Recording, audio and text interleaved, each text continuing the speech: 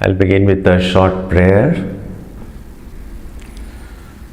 Om Satoma Satkamaya Tamasoma Jyotirgamaya Mrityorma Amritam Gamaya Aviravirmayeti Rudrayatte Takshinam Mukham Tena Mam Pahi Nityam.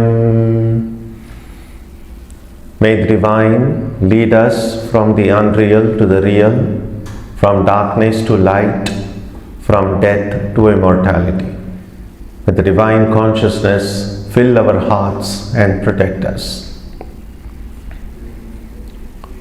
I'm very happy to be here to share with you a few thoughts on Vedanta, and all of you, most of you are IT professionals.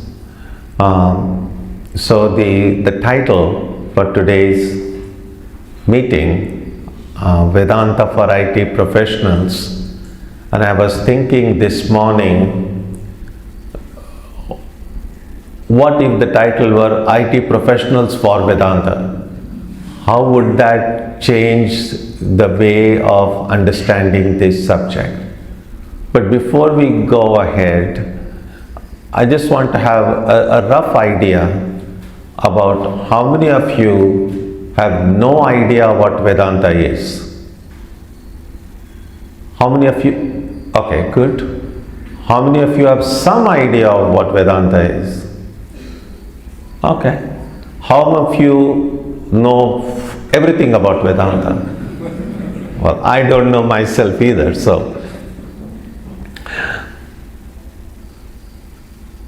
One thing is certain, that is known from experience, that some of the core teachings, the wisdom that comes from the Vedanta tradition, if we incorporate it in our life, then no matter which field we are engaged in, it will help us. So one of the core teachings of Vedanta is just a self-understanding of who I am. Normally, if someone were to ask us a question, who are you? We can answer that question in any number of ways. Most of us will begin by just saying what our name is. But one other way would be a common identity that we all have is, we can say, I'm a human being. If we ask a question to a dog, who are you? And if the dog could speak, the dog would say, I'm a dog. A cat would say, I'm a cat. So why is a dog saying I'm a dog, and why you are and I are saying I'm a human being? Simply because I have a body which we identify as a human body. A dog has a dog's body, clearly. So our identity is then identified with the kind of body that we have. But we also know that inside the body we have a lot of things that no surgeon will find when the body is cut open. Our intellect, our ego, our emotions, feelings, all of these are a part of who I am, but they are not a part of the physical body. So we in general, we could say, we call it the mind. So there is the body, there is the mind. And what else is there? Is there anything else? And what Vedanta, one of the primary teachings of Vedanta, is that besides the body, but besides the mind, there is the real self, the real me. And the word that is used in the Gita, the Upanishads, and all the ancient texts is simply the atman. So there is the body, there is the mind, and there is the atman. Now what Vedanta teaches is that just like the clothes that we wear are necessary, are important, and they add a color, we all have some different colored clothes, but none of us think that I am this cloth. When the cloth becomes old, we throw it away, get another cloth. Now Pongal time, many of us may have got a new clothes. So the body and the mind are considered just the coverings, just like a cloth. But inside this body and mind is the real me. That's called the atman. And Swami Vivekananda said, if a person lives thinking, I am the atman, then if a fisherman thinks I am the atman, he will be a better fisherman. If a businessman thinks I am the atman, he will be a better businessman. Although during Swami Vivekananda's time, the phrase IT professional didn't exist. But if it existed, he would have said, if an IT professional thinks I am the atman, that person will become a better IT professional. So it is good that most of us gathered here today, there is a little bit commonality that besides being human beings, most of us here are also IT professionals. Focused as this group is, we also know that the field itself is now spread out quite a lot. So although all of you identify yourself as IT professionals, not all of you are doing exactly the same thing. Clearly, there is so many different segments of this field that many of you are engaged in. Now, I am not an IT professional, so what I am going to say will, later on you can tell me whether it has any, how inaccurate my characterization was. But the way I see it is simply this. IT, information, technology, right? That's what IT means, right? At least that much I think I've got it correct. So technology is applied science. Science has these basic truths, laws about the scientific world, the material world in which we live, and applying those laws, applying that wisdom, applying those observations in a day-to-day field in order to make our life easier, better, more useful, more productive, that would be technology. So pure science and technology. And of course, what material we use, and in information technology, it's really the data, the material that is used. How we use the information available in a way that will make life easier, better, that will make human life more comfortable, more productive, and so on.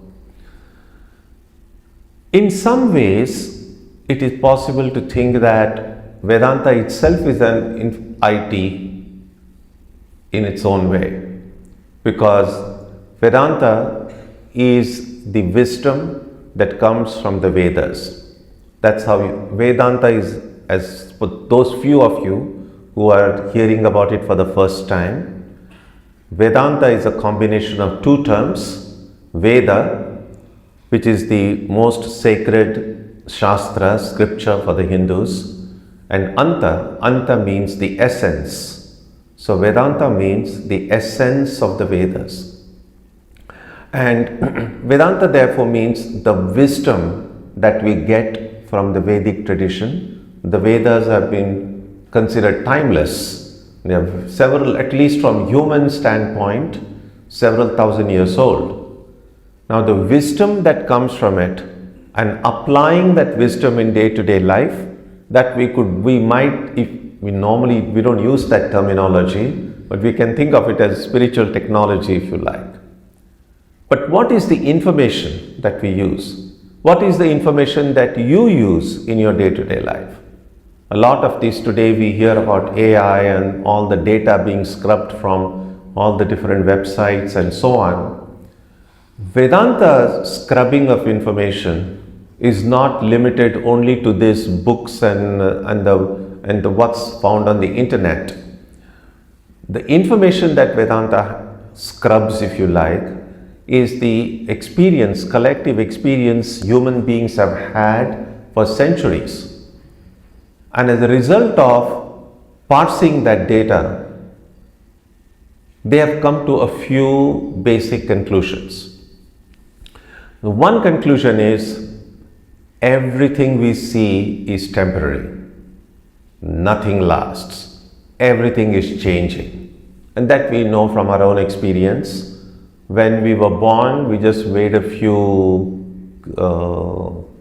kilos, few grams, few pounds if you like, and then of course over time, now we weigh a lot more. We have grown in size, and even our physical body has been changing all the time. And externally we may not see a change day by day, but inside the body a lot of changes are occurring, and that is even a simple knowledge of human anatomy will tell us. But mind also is all the time changing. We know how we feel in the morning may not be the same as how we feel in the evening. How we felt when we were teenagers and what we feel in middle age and what we feel in a little more advanced age, that also keeps changing. So one thing we have noticed from our own experience, everything is changing, everything is temporary. I was here in Chennai now almost 30-40 years ago, and those are many of you who have been residents here know how much the city has changed. Externally, the city changes, and now with all the digging for metro, etc., it's going to change even more. But changes are occurring even among the people we live with. Changes are occurring inside, the changes are occurring outside. So change is common everywhere. That's the first bit of extracting the knowledge from the information that we have. But one other thing we see in this information that is available from our life's experience is that the one who is observing the change, the seer, this is an object. The subject is always constant. And Vedanta really means focusing on the subject. So one of the important points in all of this is to ask ourselves one basic question, and that is, why have I chosen to do whatever it is that I am doing? And as IT professionals, this is the question that's important.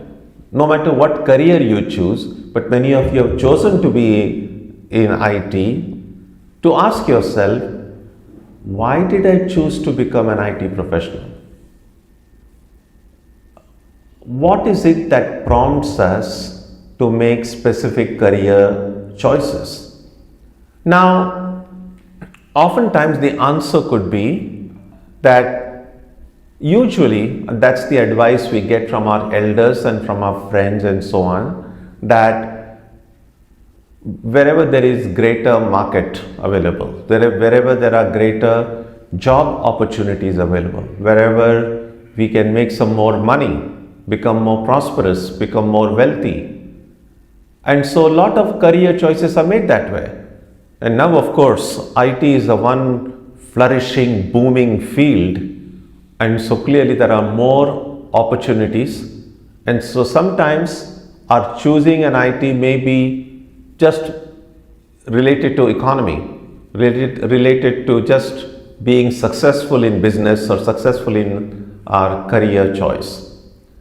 But we could also ask, is there something else? Is there anything else other than the possibility that I will have a successful career that made me choose this field? And sometimes we might find that no matter what made us choose this field, there are certain advantages every field has, besides the career opportunities. One of the things we can see, for instance, just to give a personal example, now I was a student of science. I was not a student of religion or philosophy, but then of course I find myself now choosing a life which says very little to, I majored in chemistry. It has no connection at all with what life I have chosen now. Now should I think that the years I spent studying chemistry and physics is now totally waste of time for me now that I've chosen to lead a monastic life, leading a spiritual life. So was study of chemistry and physics have any value for spiritual life? And directly probably not. I still remember some of the chemical formulas we studied, but I don't need to use it every day. But while studying, no matter what subject, when you go to school or college, a lot of time we will see that in life, what we studied in a classroom, the details of what we study in a classroom, probably is not needed, not necessary for whatever career choices we make. But besides the subjects that we study in schools and colleges, it gives us an invisible, a subtle form of training which is very useful. For instance, when we go to school and college, we understand the value of friendship. We understand what loyalty means. While studying the subject, while preparing for an exam, we learn how to concentrate, how to focus the mind, how to make plans. Now, this kind of training does occur, although that may not be the principal focus of our study. That's the kind of question an IT professional needs to ask. That yes, while I am engaged in the field that I am, how is my present career choice helping me in areas besides the work that you do in your offices? Because you see, no matter what choice we make, it is an investment. We are investing clearly nowadays, thanks to COVID, many people now work from home. You don't have to go to work in an office, but whether from home or in the office, you are investing some of your time. Some of your time you are giving doing the work. Of course, you are being paid for it, but that time is time of your life. It's a part of your life. There is energy that you are investing, because sometimes when the work is too hard, when you have to work long hours, at the end of the day you get exhausted. So you are investing your time, you are investing your energy. And of course, in return for the time and energy that you invest, you are being paid for it. What we need to ask is, this investment that I am making and the money that I am getting, is it a good match? Is there a way I can harvest more from the investment I am already making? In other words, to ask myself the question that the work that I am doing now, in what way is it helping me become a better human being?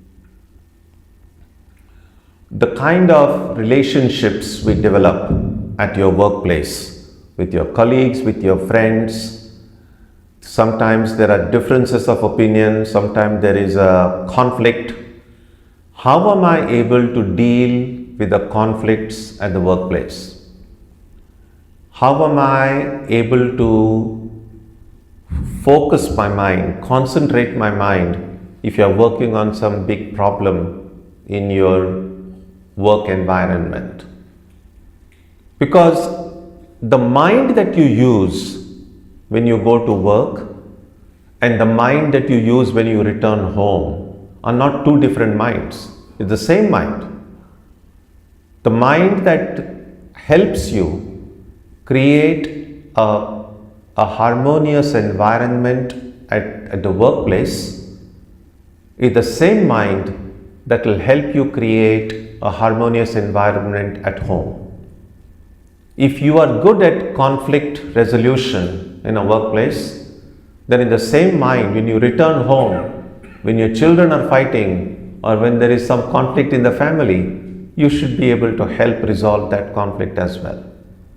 So what I'm suggesting is that the skill and knowledge and talents that you have as an IT professional should not be limited only to your work time. What we want is not divide our life. Our life is already kind of divided, and that's what creates conflict. For instance, we have, oh, this is my work time, this is my family time. And there is a tendency to kind of imitate the West oftentimes, which may not always be a good idea, because I've sometimes seen kind of phrases that are used there in the Western world, often saying, I want to spend some quality time with my children, this is my family time, this is my vacation time. It might seem a very harmless way to say that, but what it does in a very subtle way is that it does break up our life into divisions, compartments. This is work, this is hobby, this is family, this is this. It is these compartmentalization of our life that really opens up the door for stress, tension, anxiety, alienation. What we want is an undivided life. In other words, yes, the nature of your work at the workplace will be different from the nature of things you do while at home. That's true. But the person is the same. So can we, in psychology, sometimes they say that people have as many distinct selves as the distinct social groups they move in. In other words, sometimes you will see people, when you are at a workplace, you have a different persona, a different personality, because you're dealing with different sets of people. Then you go home, it's a different person. Then when you are dealing with your children or grandchildren, you are a different sort of person. That's a problem. What we want essentially is that I discover the real self that I am, and no matter wherever I am, where I'm workplace, at my family, with my friends, I'm still the same person, trying to learn, trying to grow. So as an IT professional, that's one primary question I would encourage you to have. That what is my career choice teaching me at the human level? How is it making me a better human being? Because ultimately, there is an ultimate test that we'll all have is, of course, one day we are going to die. Even before death comes, there is going to be other challenges in life. There's sometimes going to be an illness, sometimes going to be crises, there'll be some problems, and that's true with everybody. Everybody has it. And then we have to say, how do I deal with these challenges in life? The kind of career I have chosen, is it helping me deal with these challenges in a better way? Or is the career choice itself creating new problems of its own? And that's why I said in the beginning, yes, Vedanta for IT professionals, but what do IT professionals for Vedanta mean? But by that I mean, if an IT professional were to start studying Vedanta, would that person have any extra advantage that someone who doesn't have that background may not have? And one of the things I think will be an ability to solve a problem. A lot of times, those people in the IT department are often called upon, oh, this is not working, or this is an insolvable problem. How do you overcome it? How do you program it? How do you do this coding and so on? So, this problem solving ability that we have or our work requires us to have, will that ability help me to solve problems even outside the workplace. That mindset of, yes, here is a problem and this is the solution. They say that how we identify a problem, how we recognize a problem, how we characterize a problem is a very important before we find a solution to it. So to give you an example, if we, okay, let me tell you a story about it first. So there is this story about one young man who in the morning he got up, brushed his teeth, had his coffee, and then the newspaper arrived. And after the newspaper came, this fellow saw the newspaper and just tore it to pieces. And the family was wondering, what happened? Was there some such bad news in the paper that he tore it? And they had no idea. He wouldn't say a word. Wherever he saw paper at home, he started tearing it to pieces. That was terrible.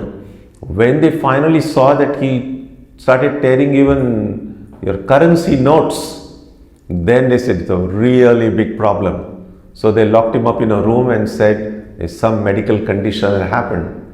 So they called the doctor. The doctor tested him, ran all the tests, blood test, this test, that test, found everything is normal. Then they consulted some specialist. They did Ayurveda, homeopathy. Nobody was able to find what was wrong with him. And usually, those of you know, if you go to too many doctors, too many bills to pay. And so a lot of expenses were done. But nobody could solve the problem. Finally, the family said, this is some mental condition. They tried hypnotism, tried a psychiatrist. They just could not know why this person is tearing all the papers at home. Finally, they just gave up and locked him up in a room and just said, this is some curse that has come, some divine curse that has occurred. Finally, one day one family friend visited and said, oh, I heard about this problem. There is one young doctor has just started practicing. Why don't you show it to him? The family said, we have showed it to all the topmost specialists in the city. They couldn't solve it. What will this young doctor do? And he said, no, please give it a try. So then they took this patient to that young doctor's small office and told him, this is the problem, he is tearing paper. Then the doctor said, okay, all if you keep sitting, I will just have a chat with the patient. So in that small office, he told the patient, come on, from this one side of the wall to the other, they just walked. The doctor put his hand around the shoulders of that patient and they walked a couple of times. Then he whispered something in his ear and then he told the family, okay, you can take him now, he's cured. What? The family said, no tests, no nothing, no prescription.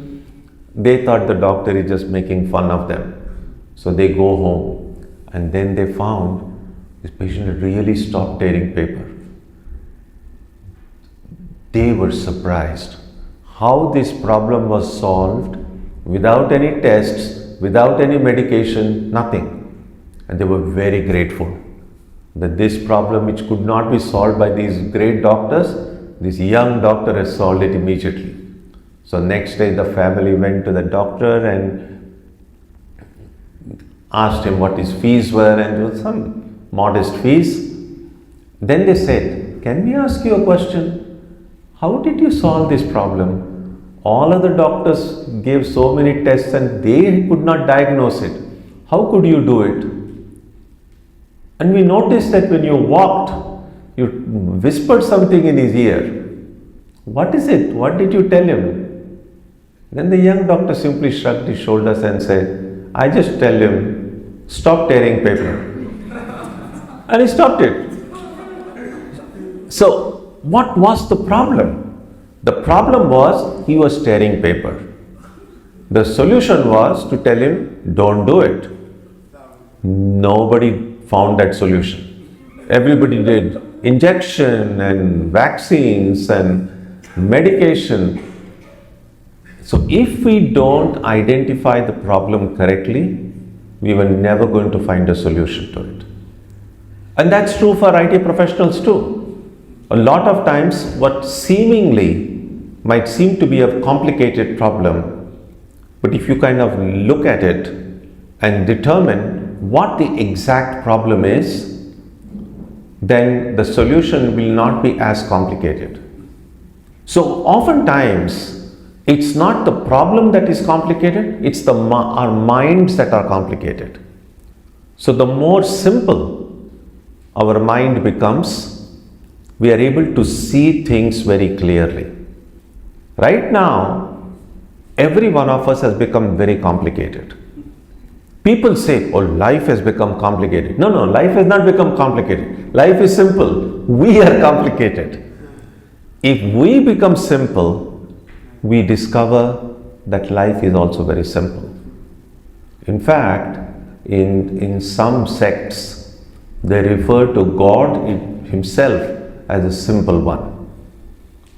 In Bengali, there is a song which the word for simple they use is sahaj. Sahaj na hole, sahaj ki na jai chena. It's a Bengali phrase. What it means is God is the most simple being. Unless I become simple, I cannot recognize the reality of God. So it's our complications within that prevent us from seeing reality. Reality is one. That's what every scripture keeps on saying, that God is the only existence. God alone exists. Nothing else exists. We also read that God is everywhere. The problem is, if God is everywhere, why can't I see God anywhere? So we must ask the question, therefore, what do we mean by God? Who is God? Now, for some people, God is a reality, but the way they think of God is directly related to their own needs. In Swami Vivekananda's lectures on Jnana Yoga, he speaks about the evolution in the idea of God. And the idea is that how we see God is a better reflection of how we see ourselves. Because we crave for love, we think of God as someone who is very loving.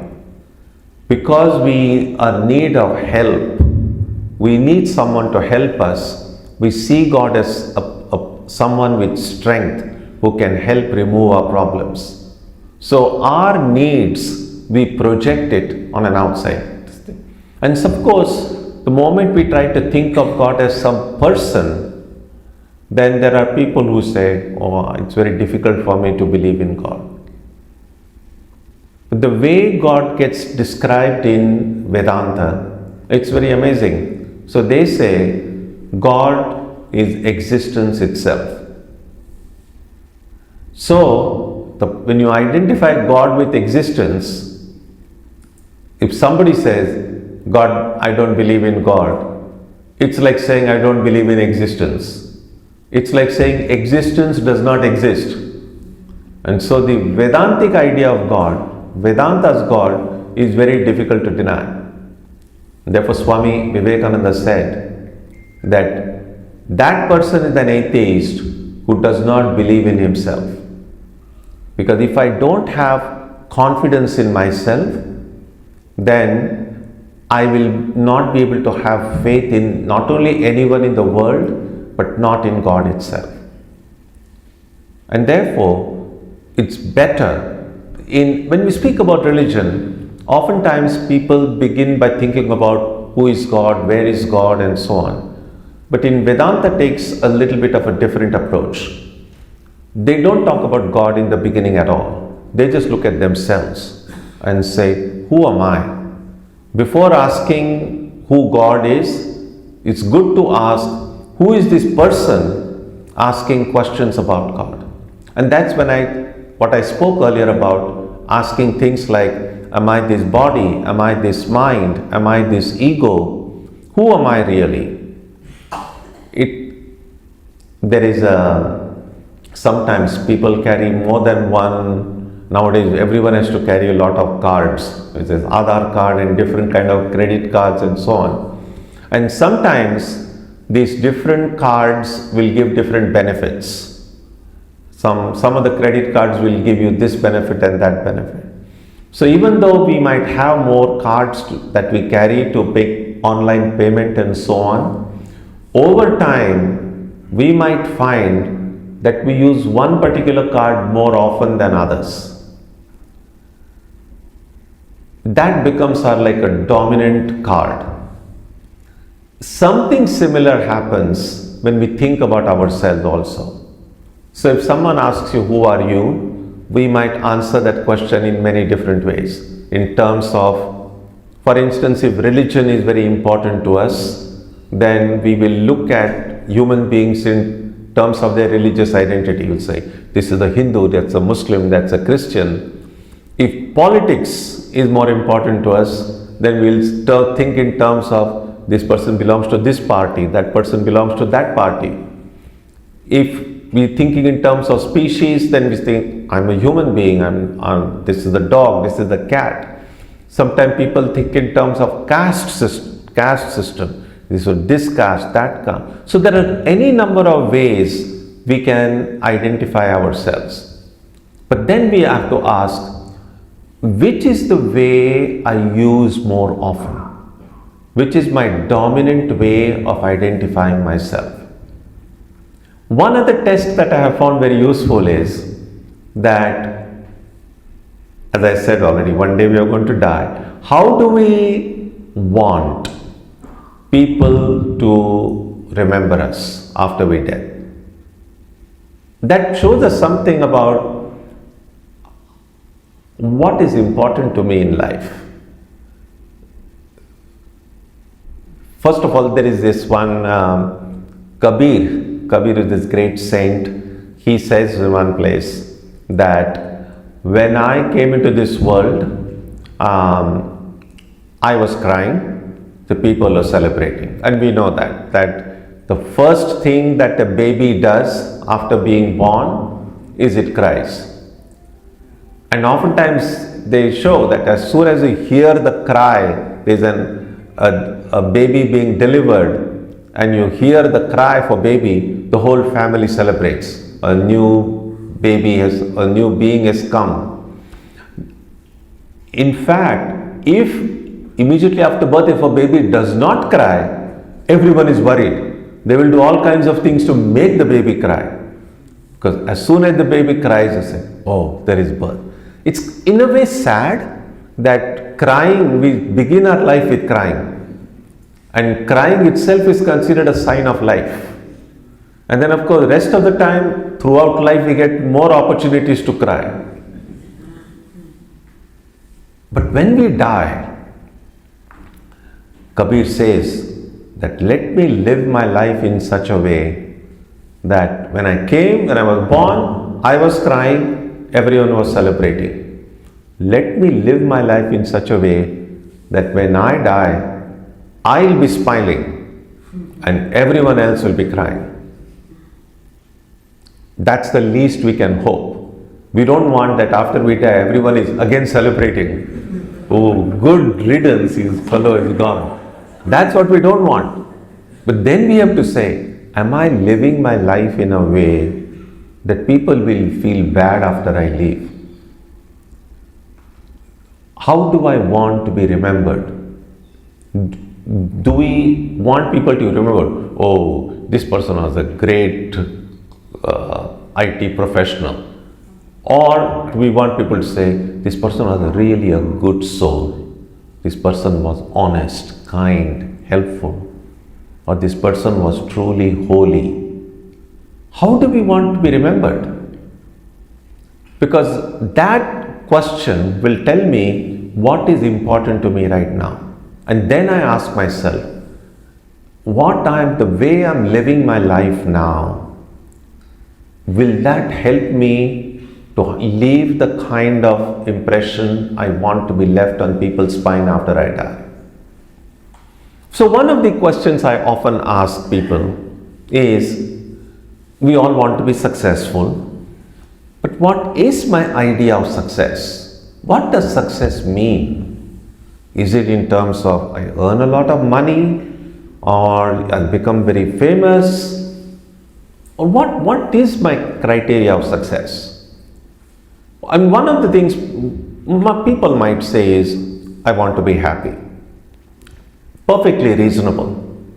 And because there is this illusion that, if I get more money, I'll be happy, that's not very logical actually. Because if money itself were happiness, then everyone who is wealthy would have been the happiest person. We see wealthy people perfectly, not all, but many of them are perfectly miserable. So wealth itself is no guarantee for happiness. Similarly, fame and celebrity. So then we have to say, we have to first ask, what is my idea of success? Whatever our age group is right now, we know that after 15 years or after 20 years, we are going to be 20 years older than what we are. And if we have a little bit of imagination, then say, after 20 years now, where do I see myself doing? Maybe some of us here will be a retirement age by then. And so, how do you visualize your future after 20 years from now? And now, whichever way you think of your future, that's some idealized, maybe you have some good vacation home somewhere and then you are blissfully going boating or something. I'm just throwing out some ideas. But then I have to ask myself, if I continue to live my life the way I'm living now, would that after 20 years take me to that idealized dream that I have?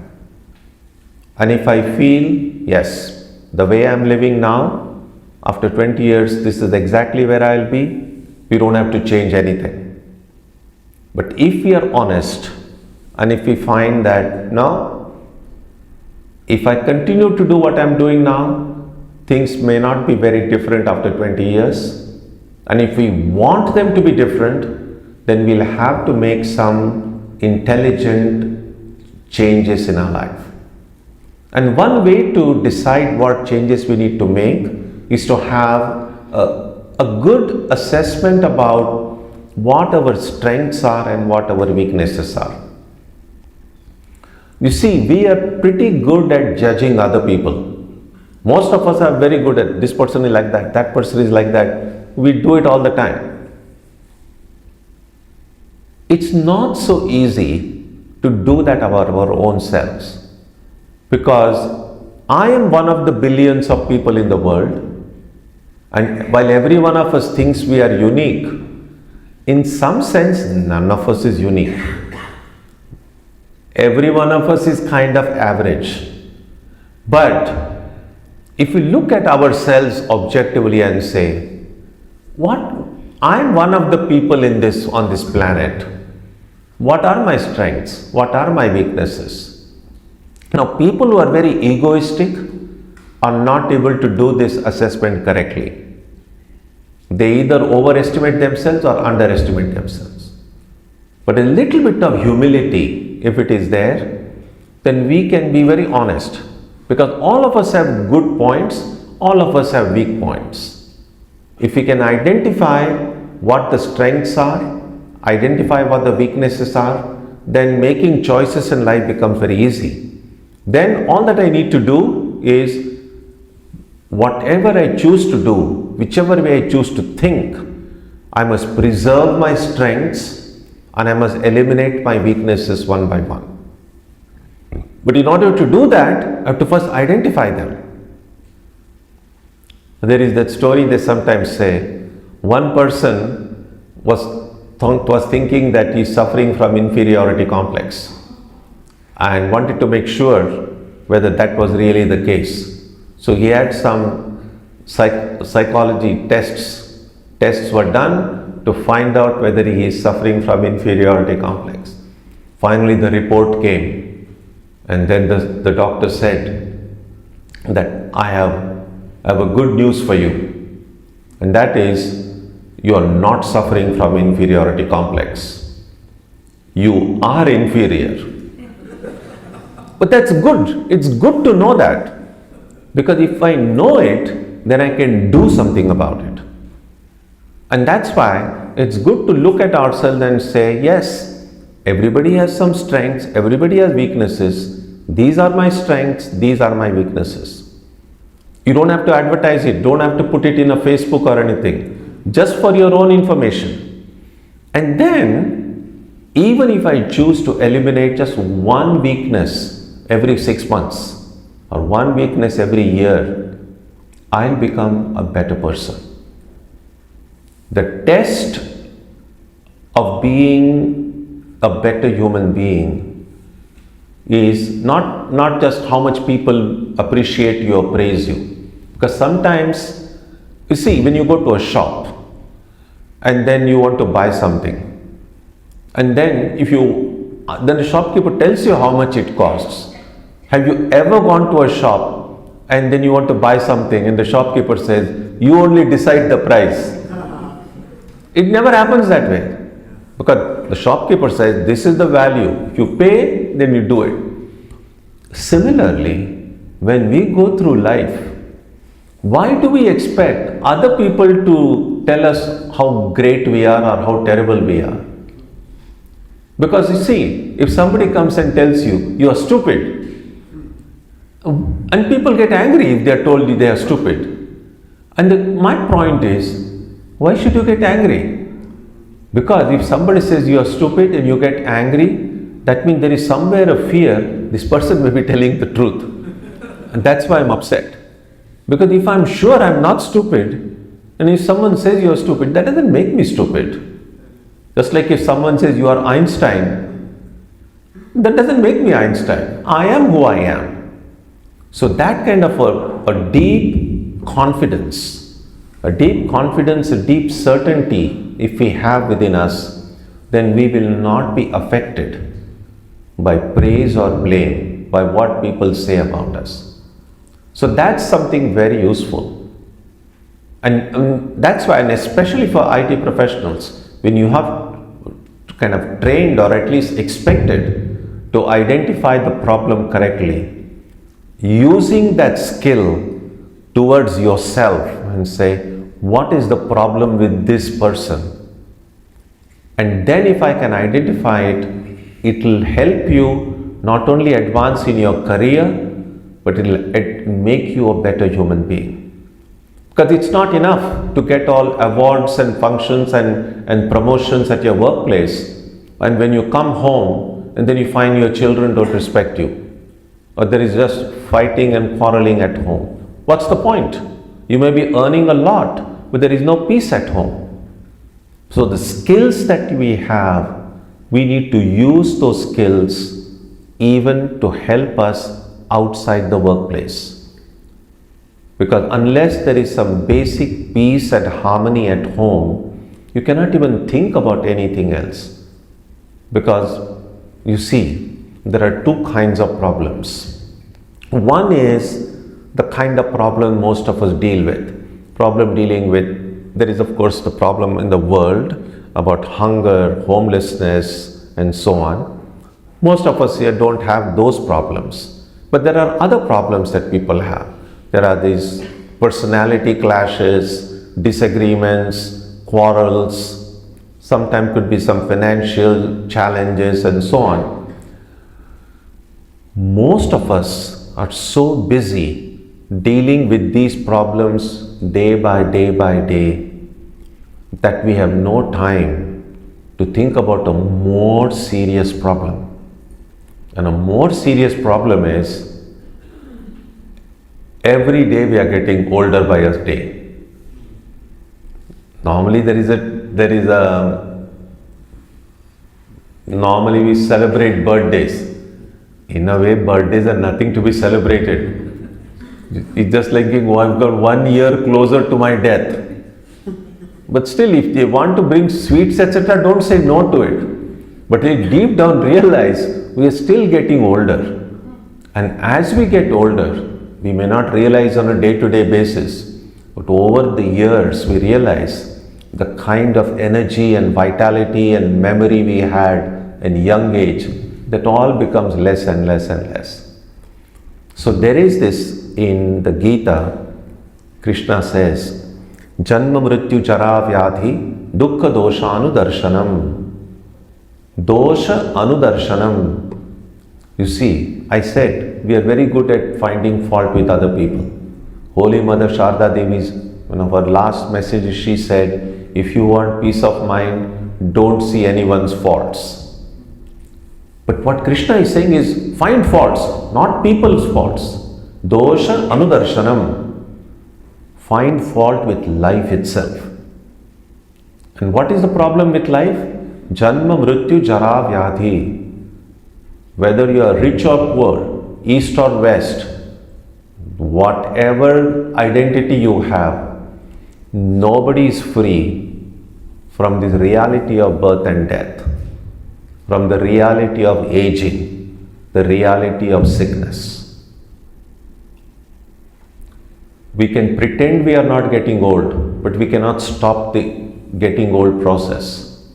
No matter how much organic food you eat, how much exercise you take, nobody can say they have never fallen ill. So these are more serious problems. The problem of death, the problem of aging, the problem of sickness, and there is of course the eternal problem of stress.